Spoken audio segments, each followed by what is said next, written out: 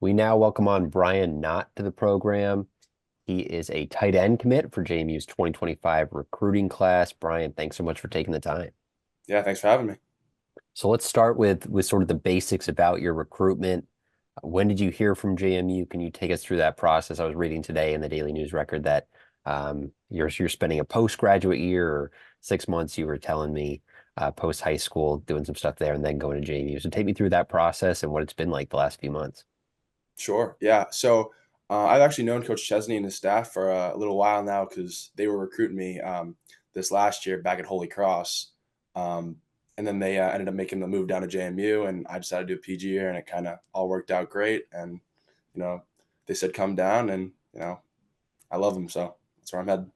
That's awesome. What did you know about Chesney and Company, and what did you know, if anything, about JMU before they made that move there? Yeah, I knew Chesney pretty well. Him recruiting me to Holy Cross. I've been up to Holy Cross a few times, being kind of a local guy there. And then I'd worked out for him last summer at a camp.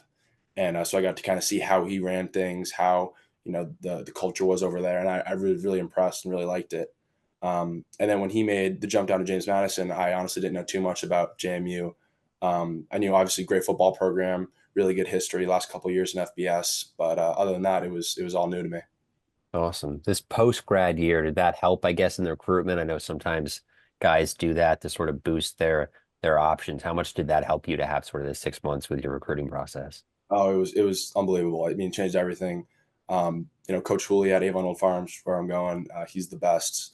I kind of got started in the whole recruiting process kind of late going into my senior year, and then kind of felt like I wasn't getting the looks that I thought I could get. So I thought a post grad would really help me, and it really did. That's awesome. I know some guys too are on the flip side, right, where they're hoping they'll get looks. Maybe they do a post-grad, the looks never come. When did Yeah. those sort of start coming for you? And what was it like to start to have a bunch of schools, D1 schools start to show a lot of interest in you? Yeah, I mean, as soon as I like posted on social media that I was heading to Avon, it changed right away. I mean, Coach Hooley, he's like his connections are unbelievable. He coached in college for a bunch of years, and it seems like he knows everyone. So he really helped me out. That's awesome. Who were you hearing from? And I guess who was in the mix with JMU to try to get your services at tight end? Yeah, absolutely. So I mean, I was fortunate enough to get 15 Division I scholarships, which was amazing. And towards the end, it was a tough decision between like some of the bigger P4 schools, kind of waiting to see how I played during the season, and then obviously like high academic schools like Ivies or Patriot League schools, stuff like that. But at the end, the decision just came down to me really loving Coach Chesney and the coaching staff at JMU, and playing big time football at FBS level.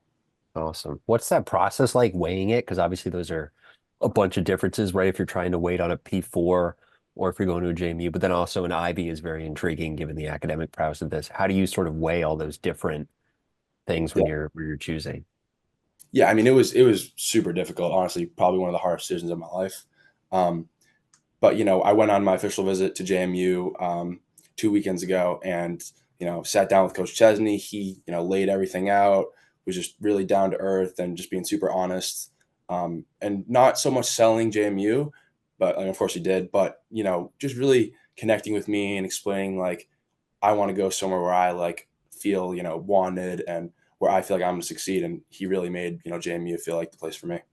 That's awesome. Tell us about your game a little bit, sort of what stands out. Are you more of a receiving tight end, blocking tight end? Which parts of playing tight end do you like the most? Sure. Yeah. So when I was in high school at Andover, I actually played receiver and corner. So Okay. I've never actually played tight end before. This is going to be my first year at Avon. Um, so I'm really excited. But I've obviously have experience in the pass game, um, and I can block fairly well just because of playing receiver a little bit. But it's more of just the inline blocking Yeah. with like the running. I haven't really done too much of that, so that's definitely going to be definitely a learning curve a little bit. But ideally by the time I've already played the season at tight end at Avon, and then have that 6 months to develop in spring ball at JMU. Ideally be a little bit of both worlds, being able to catch passes and also block on the line. That's exciting. Yeah, I guess are you excited about the opportunity to go up against maybe a linebacker or a safety in a pass play where Oh, you've oh my got God, maybe a better you're right. mismatch? It's definitely a change from going against corners. They're Definitely not as fast. Not throwing any shade to my linebacker boys, but yeah, it's definitely a little bit easier. That's interesting. Does that have to work anything for you in terms of like body change? I know some receivers are pretty big like yourself, but um, adding weight, things like that, is that something you're doing in the off season to try to get ready to handle the blocking load? Absolutely, for sure. Yeah, I played my season at Andover at like 200, 205. And right now I'm weighing like 220, 225. So definitely put on a little weight since last fall. And then, I'm just going to continue doing that throughout this season, hopefully maintaining and gaining a little bit. And then once I get to JMU, working with their staff to, get me to that 240, 245 range. There probably aren't a ton of tight end prospects who also have experience playing corner. What was that like? And I guess how valuable is it to know sort of what corners are looking for as your receiver going out for pass routes, things like that? Yeah. Yeah. I definitely think it was super helpful. Kind of seeing both sides of the coin there, like as a corner, watching like the routes develop and how you're gonna play the leverage so you can best cover the receiver, and then as a receiver, obviously, how you can stem the corner to create as much space as possible.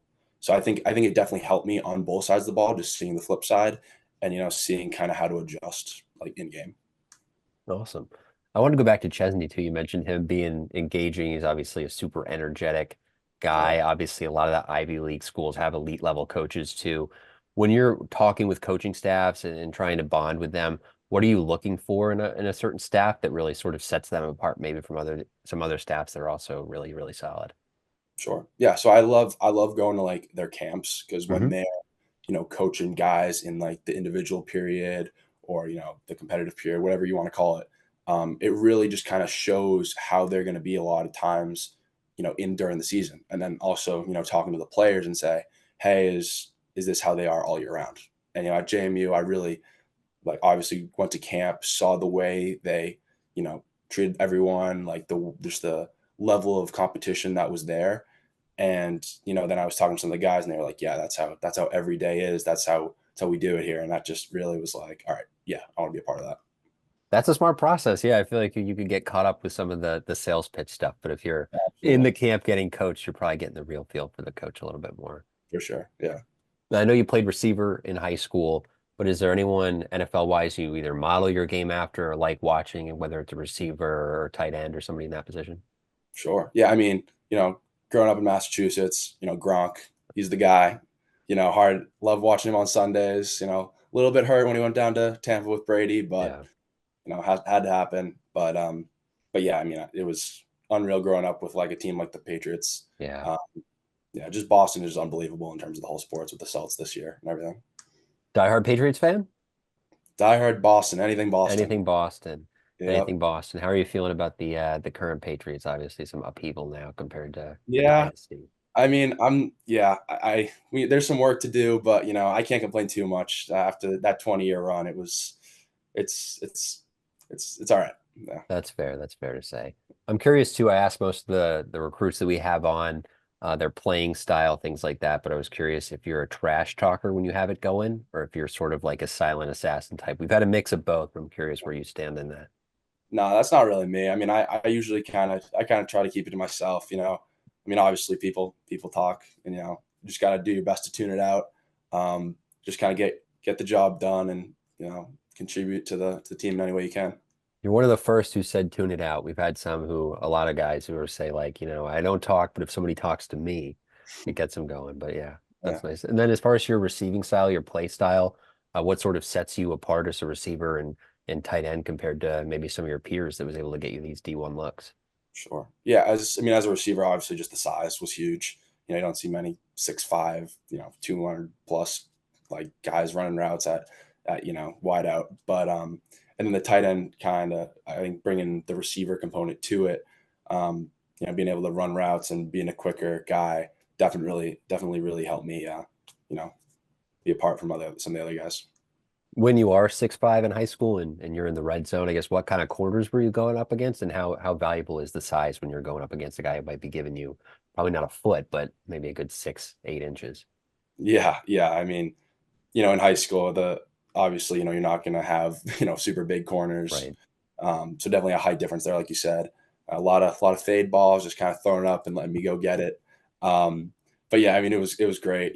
Definitely something we exploited at Andover when I was playing receiver there. So Have you always been a lot taller than your peers? Is that something growing up that you always had size on the outside if you were going up against people? Was it a late growth spurt? What was that for you? yeah, definitely always been taller. Yeah. I think freshman year I was maybe like 6'1", somewhere around Yeah. there. And then obviously grown like throughout my high school career to 6'5". Um, but yeah, always helped me in sports. Basketball, football, and then now just kind of slowing down, growing up, kind of starting to fill out, which has really Mhm. helped me a lot.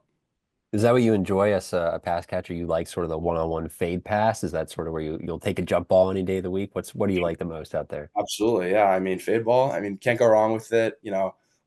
Got the height advantage, so might as well use it. Awesome. Awesome. I think that's all I've got. Well, congrats on the commitment and good luck with everything for the next few months. And then I imagine you'll get to JMU spring of 25, if I have my dates right.